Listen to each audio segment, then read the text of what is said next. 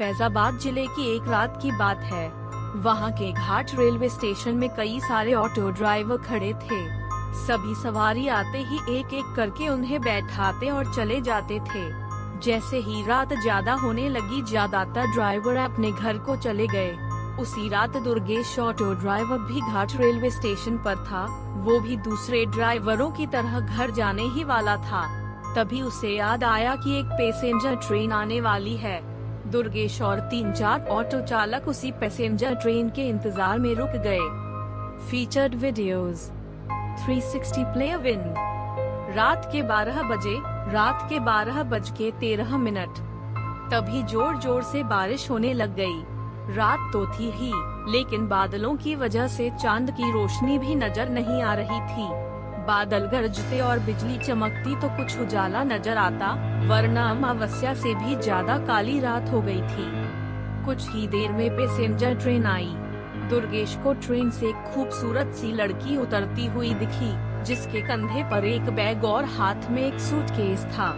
वो लड़की सीधे दुर्गेश के पास गई और कहने लगी कि मुझे रामपुर जाना है।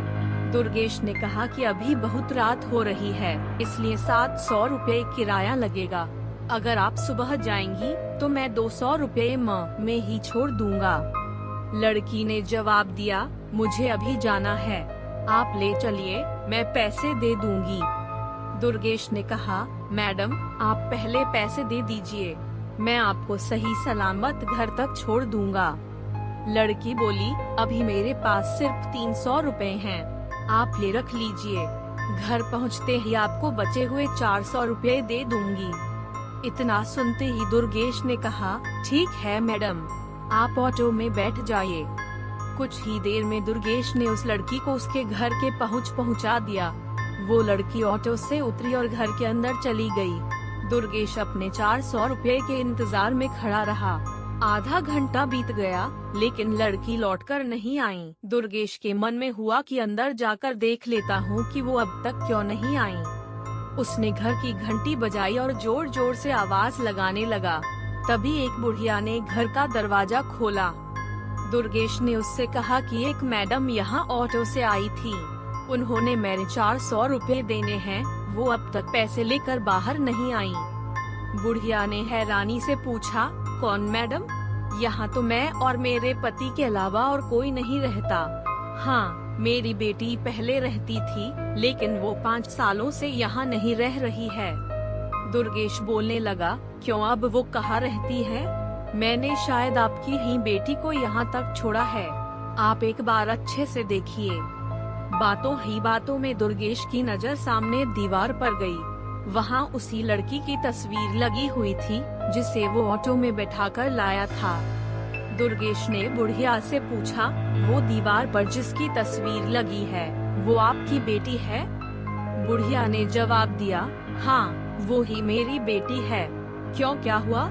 तुम ऐसे क्यों पूछ रहे हो? हाँ, जवाब सुनते ही दुर्गेश बोल पड़ा, माताजी, मैंने कहा था ना कि मैं आपकी बेटी को ही घर लाया हूँ। यही मेरे साथ ऑटो में बैठकर आई थी। आप अब जल्दी से मेरे पैसे दे दीजिए। देखिए, सुबह भी हो गई है, मैं कब से यही खड़ा हूँ। बुढ़िया ने दुखी मन से कहा, बेटा, ऐसा नहीं हो सकता। हाँ, ये मेरी बेटी है, लेकिन 5 साल पहले ये ट्रेन के नीचे आकर मर चुकी है। इसे तुम कैसे घर ला सकते हो? ये सुनते ही दुर्गेश के होश उड़ गए।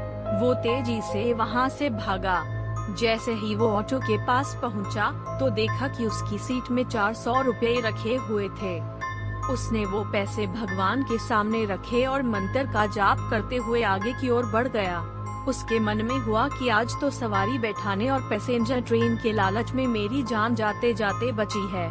उस दिन से दुर्गेश ने रात को ऑटो चलाना ही बंद कर दिया।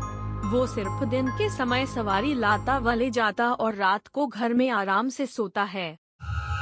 Subscribe to my channel.